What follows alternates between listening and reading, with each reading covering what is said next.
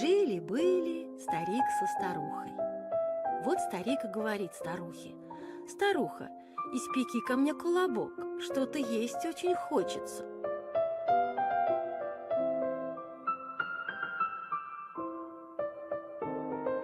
«А из чего испечь? Муки-то нет». «А ты по амбару поскреби, по сусеку помети, глядишь, да наскребешь муки на колобок». Пошла старуха по амбару поскребла, по сусеку помела и набрала немного муки. Замесила старуха тесто, испекла колобок, да на окошко студить положила. А он взял, да и убежал.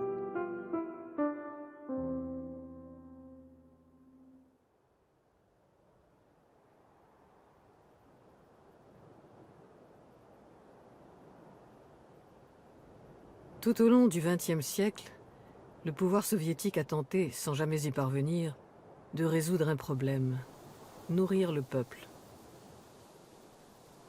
Les terres de la Russie et de l'Ukraine ont toujours été fertiles. On les appelait le grenier à blé de l'Europe. Pourtant, de tout temps, la population y a souffert de la faim. À l'issue de la Révolution d'octobre, le nouveau pouvoir des soviets va s'attacher à réorganiser l'agriculture et à introduire les derniers progrès de la science. Des scientifiques, on attend des miracles. Parmi les hommes chargés d'accomplir ces avancées prodigieuses, il y en a deux. L'un, Nikolai Vavilov, est un botaniste. L'autre, Trofim Lysenko, est un agronome. La confrontation entre ces deux hommes nous raconte l'échec le plus dramatique de l'histoire de l'URSS. L'incapacité du régime soviétique à nourrir sa population.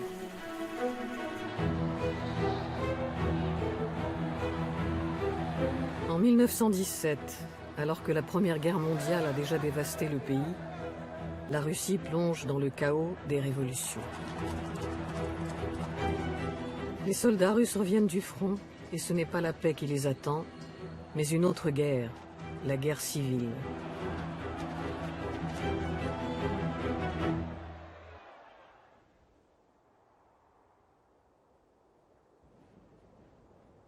Le pays est en ruine, la population est affamée. La priorité de Lénine est d'approvisionner en urgence l'armée rouge et les villes. Il décrète le communisme de guerre, dont l'une des premières mesures est la réquisition des productions agricoles. Les détachements armés sillonnent les campagnes pour contraindre violemment ceux qui refusent de livrer leurs récoltes. Les paysans, qui endurent depuis des années les conséquences désastreuses des guerres, des révolutions et des intempéries, se retrouvent plus démunis que jamais.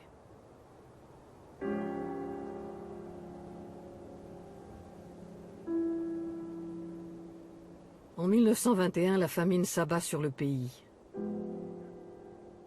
40 millions de personnes souffrent de la faim. C'est la première grande famine qui touche le territoire de la Russie soviétique. Elle emporte avec elle plus de 5 millions de vies.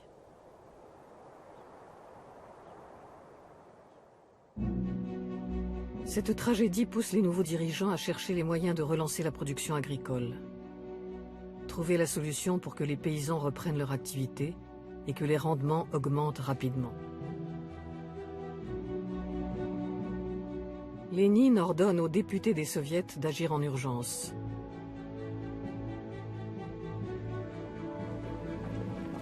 En décembre 1922, lors de leur congrès, les députés décident de créer un institut d'État à Petrograd pour mettre la recherche scientifique au service des pratiques agricoles.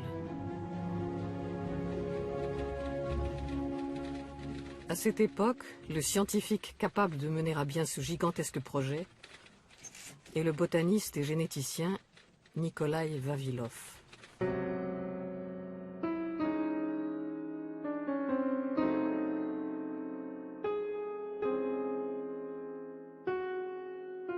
Fils d'un riche entrepreneur moscovite, Nikolai Vavilov a fait de brillantes études supérieures et obtenu le diplôme de l'Institut agronomique de Moscou.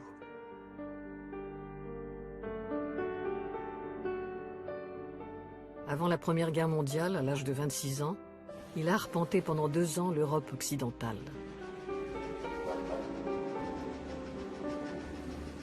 Il a rencontré les plus grands noms de la biologie et de la botanique, travaillé comme stagiaire dans les laboratoires les plus réputés,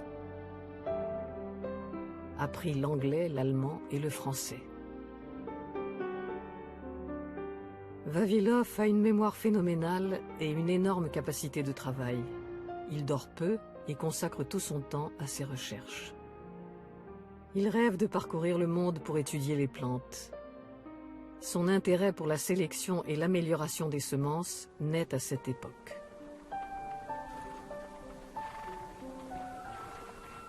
L'opiniâtre volonté du jeune chercheur donne ses résultats.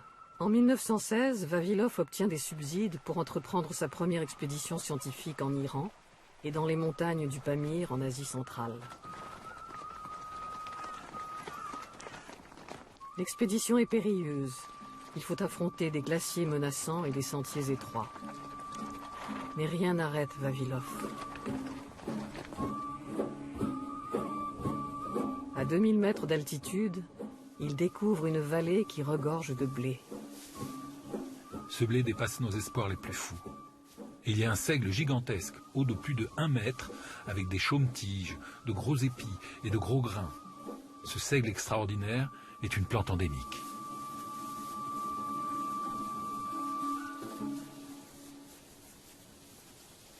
Cette expédition inaugure le grand projet qui occupera Vavilov toute sa vie. Constituer une banque mondiale de semences.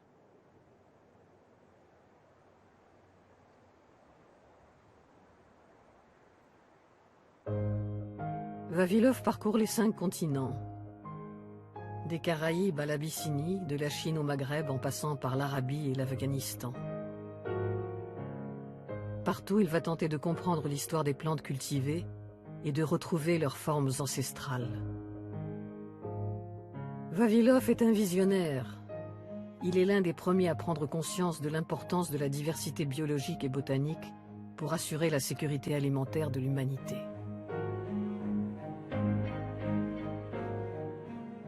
Depuis les 4 coins du monde, il envoie en Russie des dizaines de colis contenant des graines et des plantes recueillies en milieu sauvage comme dans des zones cultivées.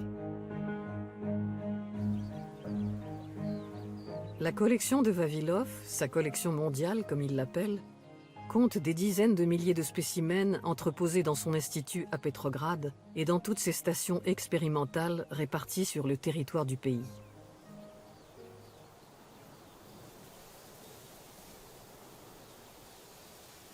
Grâce à cette multitude de semences, les chercheurs soviétiques entament des expériences pour créer de nouvelles espèces végétales. Ces travaux demandent beaucoup de temps. Mais ce temps, le nouveau pouvoir ne l'a pas.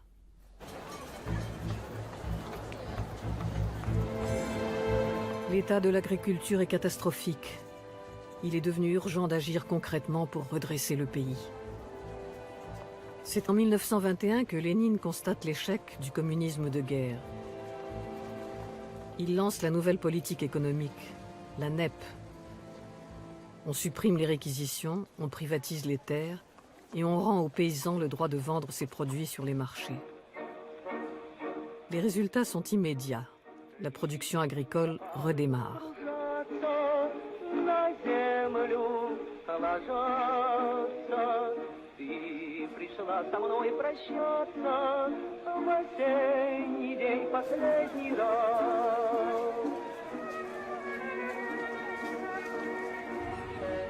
La Russie a néanmoins un besoin vital de blé pour ensemencer ses terres.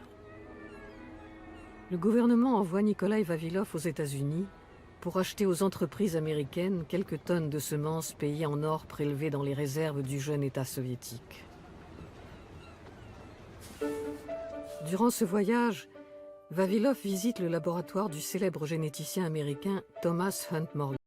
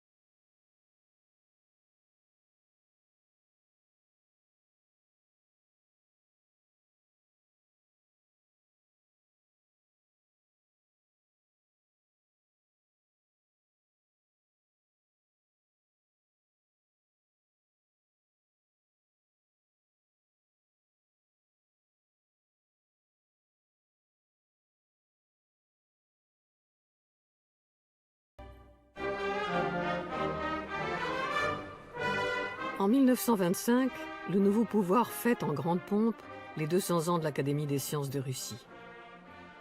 Les contacts avec les scientifiques étrangers, qui ont été rompus pendant la Révolution, sont rétablis.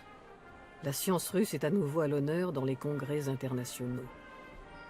Nikolai Vavilov, chef de file de la biologie soviétique, est aux anges. Il croit fermement en une science unique, globale, mondiale. Pour lui, la révolution scientifique s'inscrit pleinement dans la révolution communiste et l'accompagne. Sans la science, on ne peut construire le socialisme. Le travail de sélection des plantes, à grande échelle, commence avec la Révolution.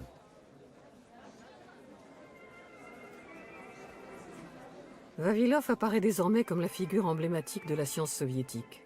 Il est une référence mondiale dans l'univers des recherches génétiques et botaniques. Et ses travaux sont reconnus par ses pairs dans le monde entier.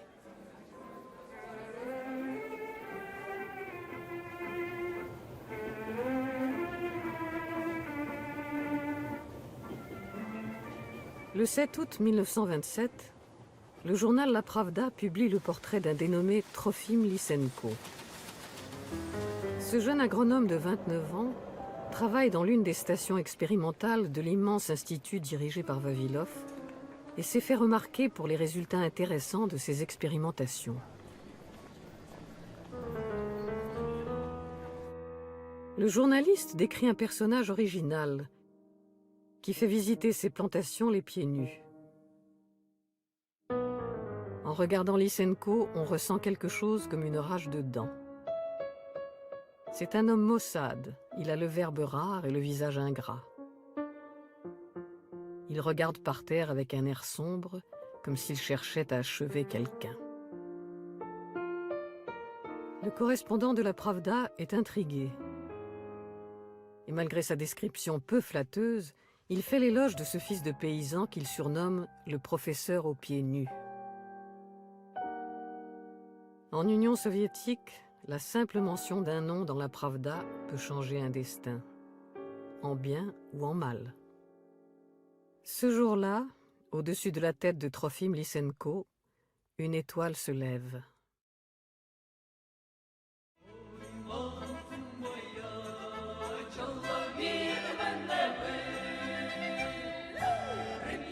Trofim Lysenko est né en Ukraine au sein d'une famille de paysans pauvres. Il était le fils aîné et comme le veut la tradition, il a passé son enfance à aider son père dans les champs. À l'âge de 13 ans, il est allé à l'école du village où il a appris à lire et à écrire. Jeune, Lysenko avait un rêve, devenir agronome. Il a poursuivi ses études en apprenant l'horticulture, puis en suivant les cours de l'école agronomique de Kiev. L'article de la Pravda renforce la confiance de Lysenko en ses capacités de chercheur en agronomie. La même année, Lysenko annonce sa première trouvaille, la vernalisation. C'est une méthode qui consiste à planter au printemps les blés d'hiver. Pour déclencher la croissance des semences, on les humidifie et on les soumet à un traitement au froid. Lysenko prétend que la vernalisation permettra de multiplier les récoltes par 3.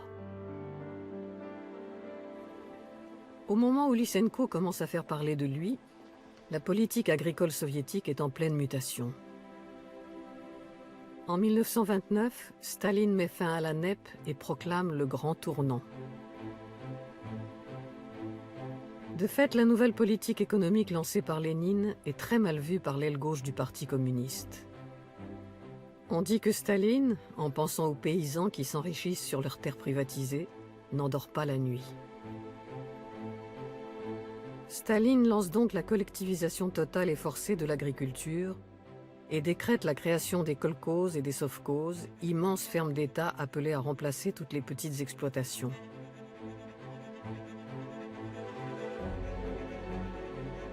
Nikolai Vavilov, à la tête de son institut, est enthousiaste. Il pense que cette nouvelle organisation va permettre aux paysans russes d'accéder au progrès scientifique. Il écrit « La science, voilà la force principale. Sovkhoz, kolkhoz ou ce que vous voulez, il faut que les nouveaux paysans s'attellent à la terre avec la science. »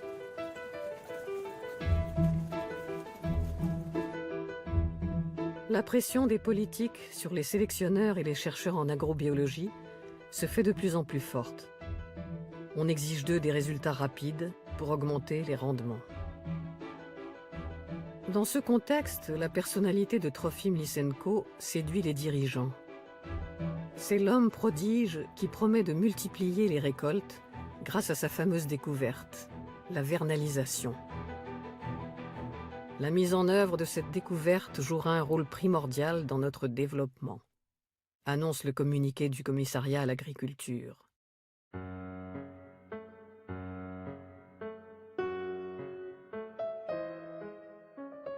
Nikolai Vavilov s'intéresse à Lysenko. Il s'intéresse à toutes les expérimentations qui peuvent nourrir la recherche scientifique. Ce jeune agronome impressionne l'académicien par son énergie et son audace. Il l'invite à faire un exposé au congrès pan-soviétique des généticiens et sélectionneurs à Leningrad. Y sont conviés de nombreux scientifiques étrangers.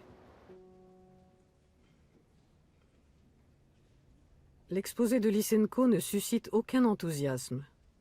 Les généticiens présents font remarquer que la vernalisation n'a rien d'une nouveauté. Ils la considèrent même comme un remède de grand-mère dont on ne peut espérer de résultats sur le long terme. Le fils de paysan comprend alors qu'il n'est pas le bienvenu dans le monde des scientifiques.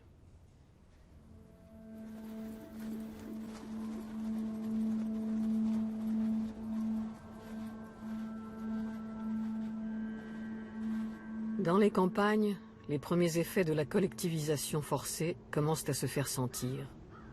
Et ils sont catastrophiques.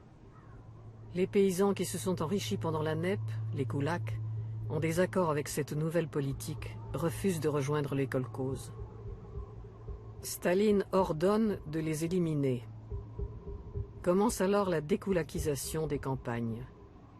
Avec l'aide de l'armée rouge et de la police politique, on confisque les terres de tous ceux qui renâclent devant la collectivisation, on saisit leurs biens, on les exécute sur place, on les déporte dans les camps de travaux forcés.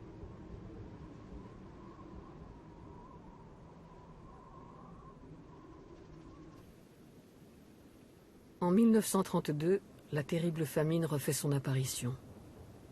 L'Ukraine, la Biélorussie, le Caucase du Nord, le Kazakhstan, l'Oural, la Sibérie occidentale.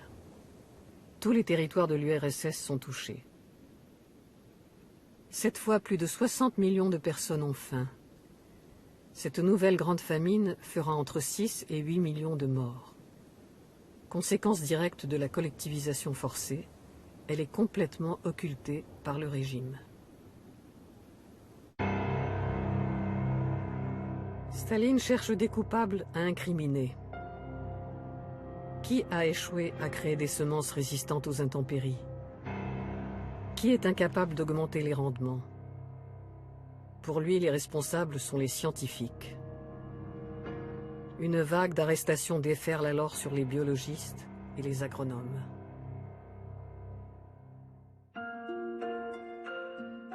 Vavilov, lui, est épargné. Pour l'instant, il est intouchable. Il préside l'Académie des sciences agronomiques. Il jouit d'un immense prestige international. Il est considéré comme un chercheur de tout premier plan. Autant de qualités qui nourrissent la haine de Staline. Vavilov incarne tout ce que Staline déteste. C'est un scientifique indépendant, il est d'origine bourgeoise, il a des amis partout dans le monde. Lysenko, lui, n'a aucun de ses défauts. Il représente tout ce que Staline apprécie. C'est un paysan, un authentique prolétaire. Son langage est simple, ses idées sont accessibles, et contrairement aux scientifiques, il promet des résultats immédiats. Partout dans le pays, on commence à mettre en pratique la méthode de la vernalisation. Trofim Lysenko fait preuve d'un certain génie pour promouvoir ces méthodes. Il envoie régulièrement des communiqués aux journaux et aux autorités politiques pour les tenir informés des résultats de son travail. Mais tout le monde ignore que la méthode d'évaluation des résultats n'a aucune valeur. Elle est réalisée au moyen de simples questionnaires déclaratifs, et les kolkhosiens, par peur des représailles, donnent des chiffres erronés que personne ne vérifie. Lysenko n'hésite plus à surenchérir. Chacune de ses promesses grandioses renforce sa position. Il est en fait un adepte du bluff inhérent au système stalinien. Plus c'est gros, plus ça passe. Tous les chiffres de l'économie et toutes les statistiques sont trafiqués pour être conformes aux attentes de Staline. Les prévisions des plans quinquennaux sont surévaluées et irréalistes. C'est l'époque où l'on crée de toutes pièces des mythologies héroïques, comme le fameux stakhanovisme, du nom du mineur Stakhanov, qui selon la légende aurait multiplié par 14 la quantité de charbon extraite en une journée. Чем объяснить, что стахановское безумие оказалось таким назревшим? Каковы причины того, что оно так объяло все отрасли нашего хозяйства, все районы и области нашей великой страны? Какие причины? Их много, этих самых причин. Можно ли указать несколько? Во-первых, жить стало лучше. Жить стало веселее. Звонки, как птицы, одна за другой, песни летят над советской страной. Здесь темноте городов и полей, жить стало лучше, жить стало веселей. Здесь темноте городов и полей, жить стало лучше, жить стало веселей.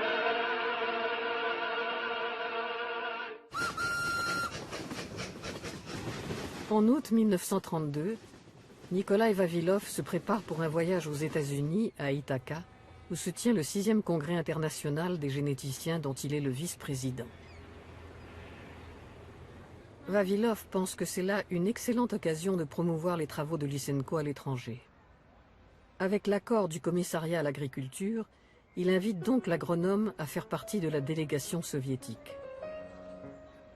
Mais Lysenko refuse. Il ne parle aucune langue étrangère, il ne se sent pas à l'aise dans un environnement académique. Au Congrès, dans son discours sur le succès de la biologie soviétique, Vavilov déclare « L'extraordinaire découverte de Trofim Lysenko ouvre des possibilités immenses et inattendues aux agriculteurs et généticiens du monde. »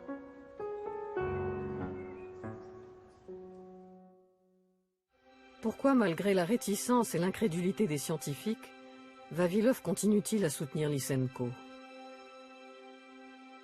Pourquoi admire-t-il son travail et encourage-t-il ses expériences? Le traitement des semences proposé par Lysenko change leurs caractéristiques. Elles résistent mieux au gel. Or, les variétés de blé que Vavilov a ramenées des pays chauds pour enrichir la collection de l'Institut sont très sensibles aux basses températures. Elles ne poussent pas dans les régions froides de Russie.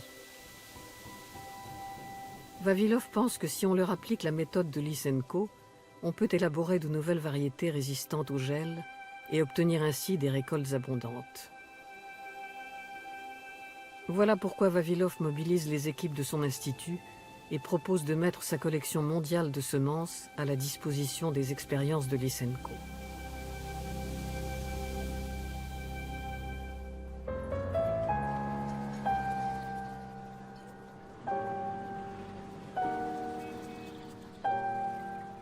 Un homme va propulser la carrière de Lysenko vers les sommets. Son nom est Isaac Prezent. Il s'agit d'un juriste qui a choisi la biologie comme champ d'application de ses compétences. Quand il rencontre l'agronome, il comprend tout le bénéfice qu'il peut tirer de cet homme du peuple en pleine ascension. Il devient son mentor et son porte-parole. Isaac Prezent sait que Lysenko n'ira pas bien loin sans une solide assise idéologique. Il se charge de la lui fournir. Pour propulser la carrière de Lysenko, il faut que ses théories soient conformes à l'idéologie marxiste-léniniste.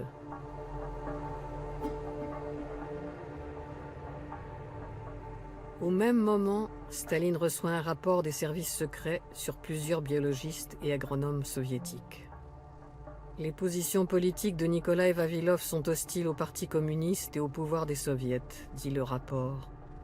Dans un cercle restreint, Vavilov critique les méthodes du gouvernement soviétique, le rendant responsable des famines. C'est l'un des premiers documents que les agents des services secrets classent dans le dossier de Nikolaï Vavilov. dossier qui grossira avec le temps.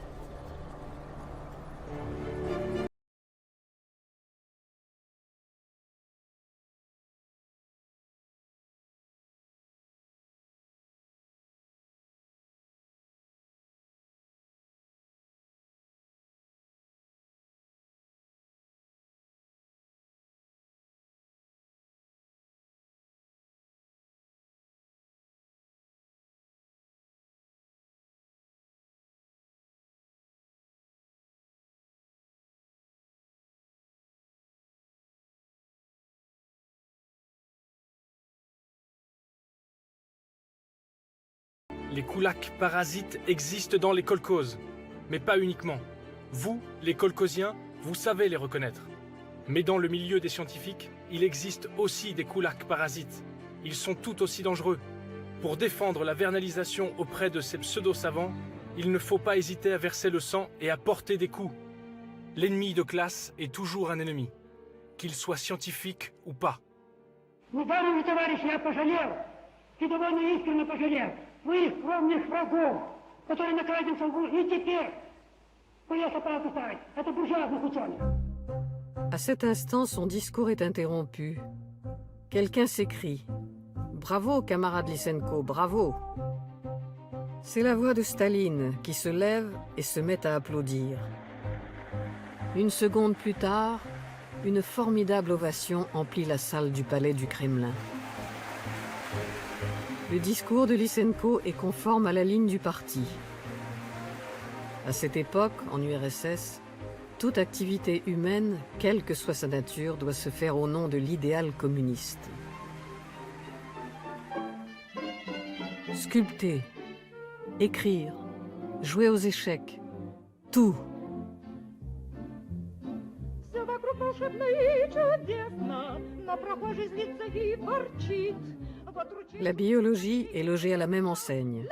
Le débat scientifique se transforme en débat politique. Au cœur de ce débat se trouve la théorie de l'hérédité. Comment les organismes vivants, les hommes, les animaux, les plantes, transmettent-ils leurs caractéristiques à leur descendance? Peut-on transformer l'individu durant sa vie et le rendre meilleur, plus beau, plus résistant, plus obéissant? Et si oui, comment? Les généticiens formels, les adversaires de Trofim Lysenko et Isaac Prezent, affirment que les caractéristiques des organismes vivants se transmettent par des gènes, et que ce sont les chromosomes qui jouent le rôle de support physique de l'hérédité. Les gènes des organismes vivants restent stables, ils ne changent pas, même si leur environnement change. En revanche, Lysenko et ses partisans rejettent l'existence des chromosomes. Ils proclament que les caractéristiques des organismes vivants changent en fonction du contexte environnemental et se transmettent à la descendance. Cette théorie ne repose sur aucune donnée scientifique. Ce n'est qu'une transposition forcée d'un discours politique. Le progrès de l'espèce provient de l'effort des individus. S'appuyant sur cette base, Lysenko qualifie la génétique de science bourgeoise, incompatible avec le marxisme-léninisme. Alors que lui, Lysenko, défend la seule, la vraie science, la science prolétarienne. Cette vision de la science convient parfaitement à Staline. Elle va dans le sens de sa thèse, selon laquelle l'environnement favorable, développé par la société communiste, pourra modifier les caractéristiques des individus et donner naissance à l'homme nouveau. Or, les théories des généticiens formels se mettent en travers de ce projet grandiose. La génétique devient donc une science scélérate. À partir de ce moment-là, Lysenko et ses amis vont tout faire pour l'anéantir. Vavilov tente de résister. Cependant, il refuse d'entrer dans un débat idéologique, qui selon lui n'a aucun intérêt. Pour lui, seule la science importe, et c'est elle qui viendra à bout de toutes ces inepties. Mais entre Vavilov et Lysenko, le fossé est désormais trop profond. Toute collaboration est devenue impossible. Les amis de Vavilov sont arrêtés ou destitués. Vavilov lui-même se sent menacé. Pourtant, il proclame publiquement Je pense que l'édifice de la génétique demeure inébranlable. parce qu'il est étayé par une grande quantité d'expérimentations précises. Réfuter l'édifice de la génétique ne serait possible qu'en lui opposant une même quantité d'expérimentation tout aussi précise. En leur absence, la génétique demeure. Nous irons au bûcher, nous serons brûlés vifs, mais nous ne renierons pas nos convictions. Оглашается приговор. Именем Союза Советских Социалистических Республик, военной коллегии Верховного Суда Союза. C'est à ce moment, en 1937, que commence la grande terreur stalinienne. De grands procès spectaculaires contre les ennemis du peuple se tiennent à Moscou. Partout en URSS, des manifestations populaires sont organisées pour convaincre l'opinion publique d'une vaste conspiration anti-soviétique. Бухаринской враги хотели нашу молодую Советскую Республику, ее разделить на куски. Но у нас есть НКВД, который руководит верный сталист Николай Иванович Ежов. Entre 1936 et 1938, on dénombre 700 000 exécutions et 2 millions de personnes déportées au goulag. L'ensemble de la société est touché par les purges. Le monde des scientifiques n'est pas à l'abri. Parmi les centaines de biologistes, botanistes et agronomes condamnés, on retrouve tous ceux qui ont pris position contre la théorie de la science prolétarienne.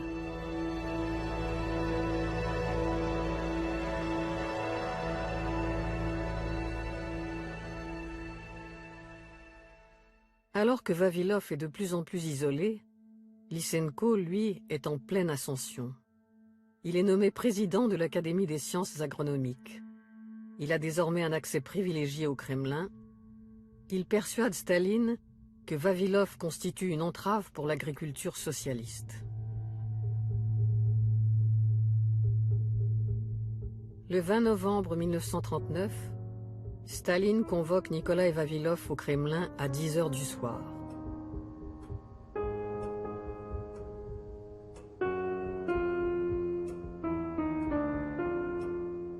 Il le reçoit dans son bureau à minuit. Il ne propose pas à Vavilov de s'asseoir. « Camarade Vavilov, allez-vous continuer longtemps à vous occuper des petites fleurs et autres fariboles ? Qui va s'occuper d'augmenter les rendements agricoles ?» demande Staline. Vavilov tente de se justifier en expliquant le travail titanesque qu'est en train d'effectuer son institut. Staline fait les 100 pas, la pipe à la main. Il coupe la parole à Vavilov. « C'est tout ce que vous avez à dire. Vous pouvez disposer. » C'est la dernière entrevue entre les deux hommes.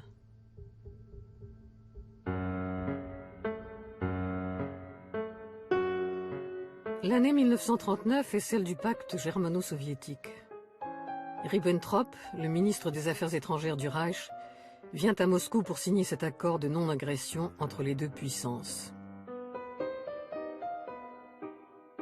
Le pacte déclenche un véritable partage de l'Europe orientale entre l'URSS et l'Allemagne nazie. Il permet à l'URSS d'annexer plusieurs territoires, dont l'ouest de l'Ukraine.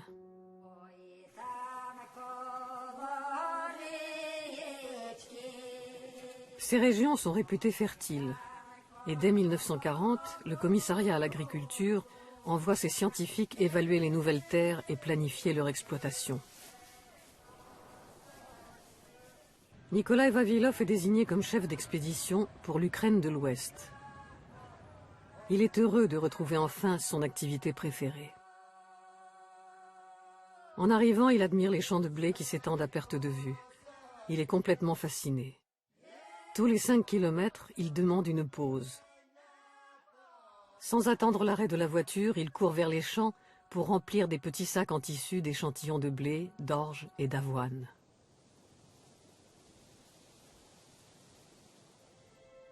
Le 6 août 1940, devant le foyer où sont logés les membres de l'expédition, tard dans la soirée, s'arrête une voiture noire.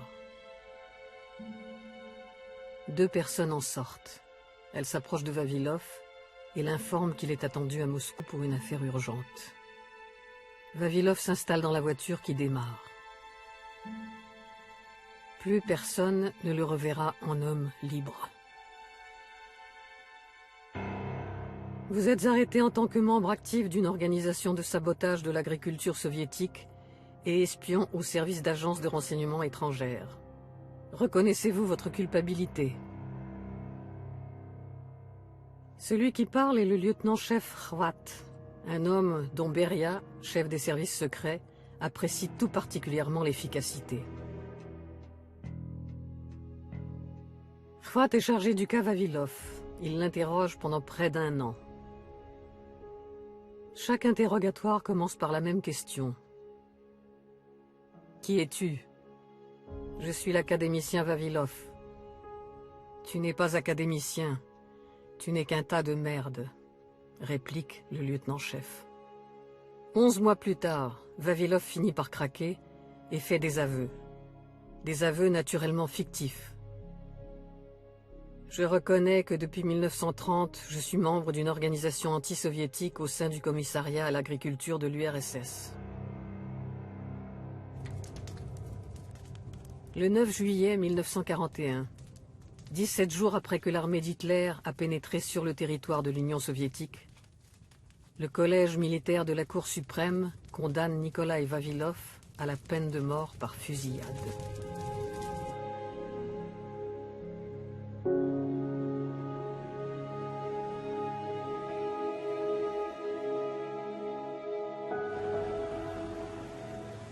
Le 14 octobre, les Allemands sont aux portes de Moscou.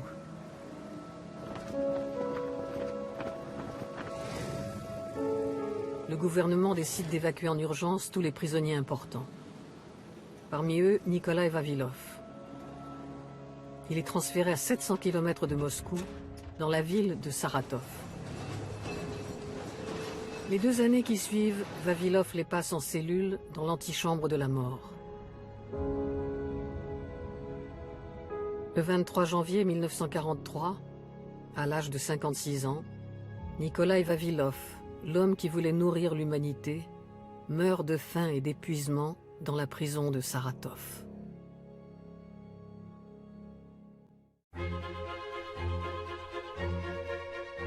La guerre relègue les débats scientifiques au second plan. Toutes les énergies sont mobilisées pour la défense du pays. L'occupation par les Allemands d'un immense territoire agricole aggrave la situation déjà désastreuse de l'agriculture soviétique. Pendant que les hommes sont au front, les femmes, les enfants et les vieillards tentent de survivre sur les terres dévastées. Partout les ressources manquent et la famine refait son apparition, surtout dans les campagnes. Dans les villes, on décide de recréer des petits potagers privés, des sortes de jardins ouvriers pour lutter contre la pénurie. On y cultive principalement la pomme de terre. C'est dans ces moments que le talent de Lysenko se révèle efficace. L'agronome fait ressusciter une méthode ancestrale de culture de la pomme de terre qui consiste à ne planter que la partie contenant les germes. En d'autres termes, on peut planter les germes et manger la pomme de terre elle-même. La méthode est parfaitement adaptée aux petits lopins privés. Lysenko fait publier ses conseils dans les journaux. Ils permettent de lutter contre la famine et Lysenko connaît un regain de popularité. Il obtient le grade de héros de l'Union soviétique. Une médaille de plus à sa boutonnière.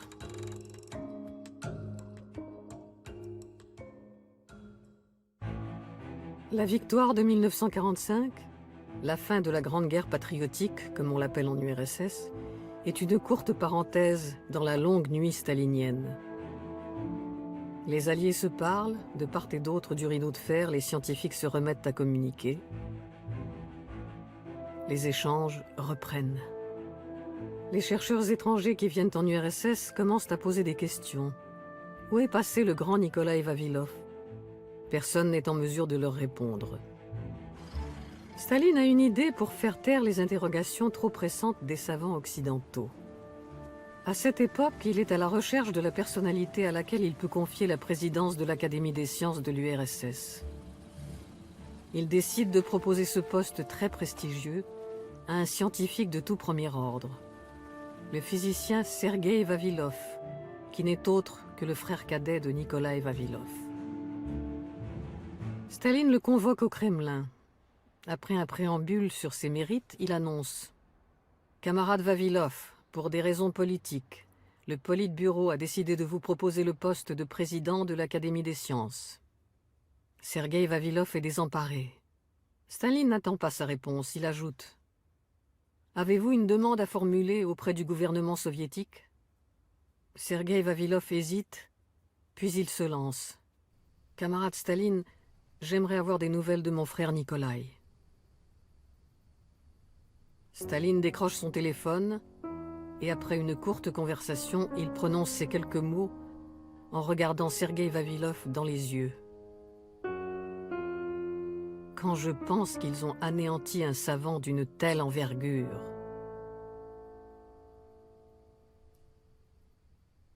En une phrase, Staline se décharge de sa responsabilité dans le sort tragique du plus grand homme de science soviétique. Entre 1946 et 1948, le retour de la famine fait plus d'1 million de victimes. Une fois de plus, la politique du Kremlin a sa part de responsabilité. Plutôt que de redistribuer les récoltes à la population, l'URSS exporte plusieurs millions de tonnes de blé en échange de matériel industriel pour la reconstruction du pays. Afin de s'assurer une bonne image dans l'opinion française à une époque où les communistes sont au gouvernement, l'URSS fournit 500 000 tonnes de blé à la France.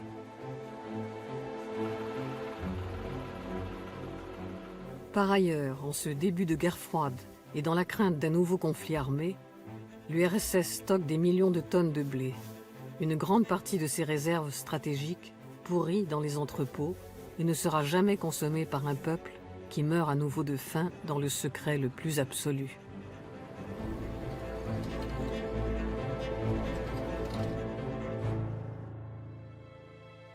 Staline convoque Lysenko au Kremlin pour parler de la situation de l'agriculture. « Camarade Lysenko, j'ai vaincu le fascisme, c'est à vous de vaincre la nature et de nourrir notre peuple. » Lysenko répond qu'il peut résoudre les problèmes dans un délai record. À la condition d'être débarrassé, dit-il, de ces généticiens qui ne cessent de se prosterner devant l'Occident. Camarade Staline, les gènes n'existent pas. C'est un mythe inventé par les idéalistes. Qu'est-ce que ce gène exactement? Qui l'a vu? Qui l'a touché? Qui l'a goûté? Staline sait que Lysenko est contesté par les défenseurs de la génétique. Il lui demande de réaffirmer son autorité lors d'une session extraordinaire de l'Académie des sciences agronomiques. La veille du discours, Staline demande à Lysenko son texte. Il le relit, le corrige et ajoute quelques formules de son cru. Là où, par exemple, Lysenko écrit « génétique bourgeoise », Staline barre et remplace par « génétique réactionnaire ». Le 31 juillet 1948, Lysenko, en serviteur zélé du parti, prononce devant l'Académie le discours revisité par Staline.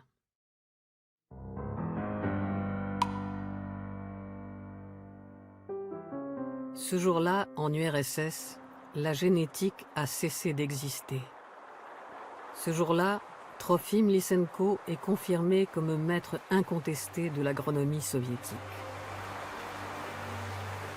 Un mois plus tard, on le décore de l'ordre de Lénine et on fête en grande pompe ses 50 ans.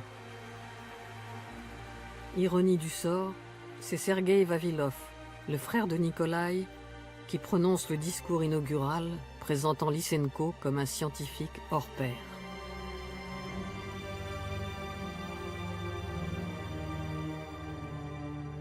Mais les discours honorifiques ne suffisent pas à répondre à la question qui reste toujours cruciale. Comment nourrir le peuple? La sécheresse constitue un problème majeur pour l'agriculture. Staline, qui se prend pour un scientifique, est persuadé que si l'on en vient à bout, on va enfin pouvoir remplir les greniers du pays. Il imagine un projet baptisé « le grand plan de modification de la nature ». Il s'agit de créer d'immenses zones forestières pour arrêter les vents qui dessèchent la steppe.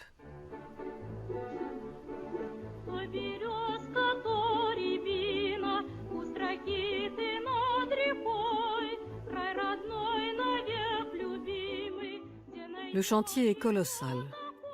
On plante des arbres sur 120 millions d'hectares. Des dizaines de millions de personnes sont mises à contribution pour mener à bien le plan stalinien.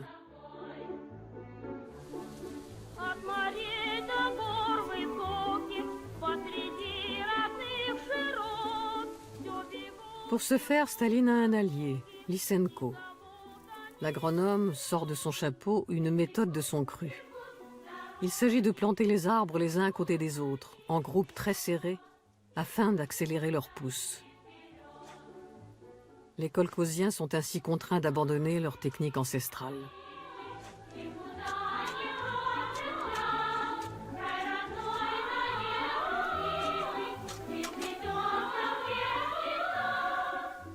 Cette méthode conduit à une véritable catastrophe. Les arbres meurent par centaines de millions. Entre 1948 et 1953, on a planté 2,5 fois plus d'arbres que durant les 250 ans qui viennent de s'écouler. Seuls 4% d'entre eux atteignent l'âge adulte, grâce aux kolkhosiens qui ont désobéi aux directives de Lysenko et les ont plantés et cultivés à l'ancienne.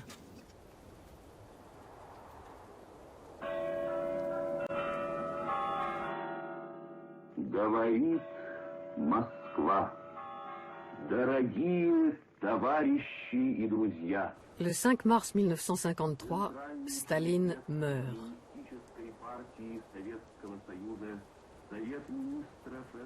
À peine a-t-il trouvé sa place dans le mausolée aux côtés de Lénine que les nouveaux maîtres du Kremlin mettent en cause sa politique agricole. Moins de 2 ans plus tard, quand Nikita Khrouchtchev prend seul la tête du parti et de l'État, pour la première fois, on révèle l'existence de la famine des années d'après-guerre, les cas de cannibalisme, on évoque librement la pénurie de céréales, les récoltes insuffisantes.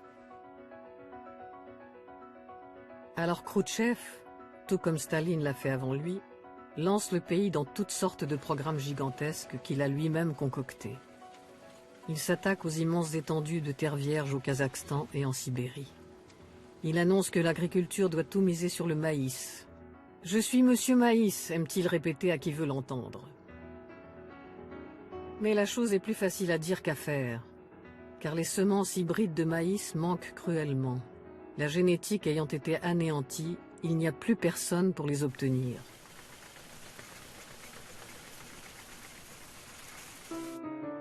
Nikita Khrouchtchev montre du doigt les dirigeants de l'Académie des sciences agronomiques. Trofim Lysenko vacille sur son piédestal. En avril 1956, il est officiellement déchargé de ses fonctions de président de cette académie.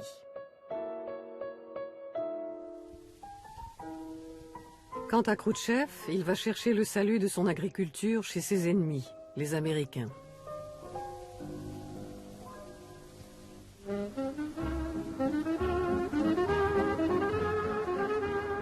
En effet, Khrouchtchev est fasciné par les succès obtenus par un fermier américain du nom de Roswell Garst. Lors de son fameux voyage de 1959 à travers l'Amérique, il s'arrêtera dans la ferme de Garst.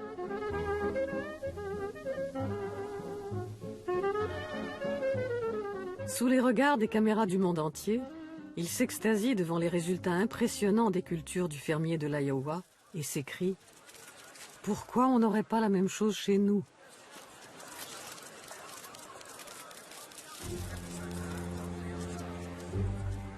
Pourtant, les programmes ambitieux de culture intensive de Khrouchtchev ne donneront aucun résultat.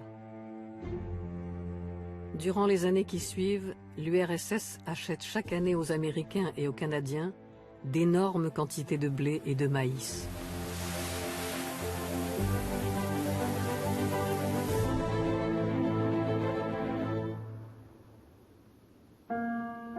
Et c'est alors que le coriace Trofim Lysenko, qui cherche par tous les moyens à se rapprocher du nouveau pouvoir, refait surface. Il invite Khrouchtchev dans sa station expérimentale et lui montre les résultats de sa nouvelle trouvaille, un engrais miraculeux d'un genre inédit qui augmente le rendement des céréales. Le chef du Kremlin est impressionné. Lysenko retrouve grâce aux yeux du parti. Mais l'agronomie soviétique, elle, ne retrouvera pas le chemin du succès. Le retard accumulé pendant toutes les années de la mainmise de Lysenko ne sera jamais rattrapé.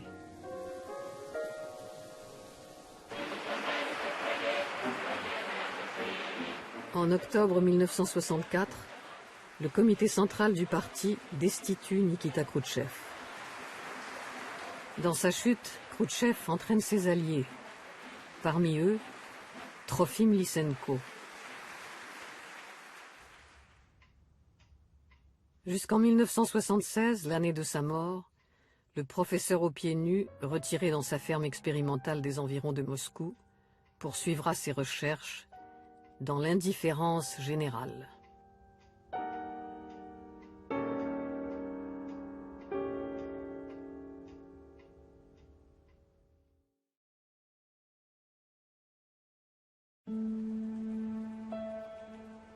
Pendant la Deuxième Guerre mondiale, tandis que Nikolaï Vavilov mourait de faim dans la prison de Saratov, la ville de Leningrad subissait un terrible blocus.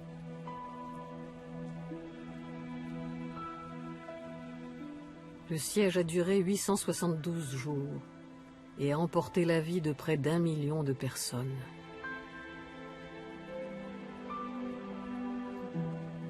Sur la place de Saint-Isaac, l'Institut de culture des plantes créé par Vavilov abritait plusieurs tonnes de graines, de noix et de tubercules amassées par le botaniste dans ses expéditions à travers le monde. 13 scientifiques de l'Institut ont préféré mourir de faim plutôt que de toucher à la collection mondiale de Vavilov. Aujourd'hui, cette formidable banque de semences compte plus de 325 000 spécimens de végétaux.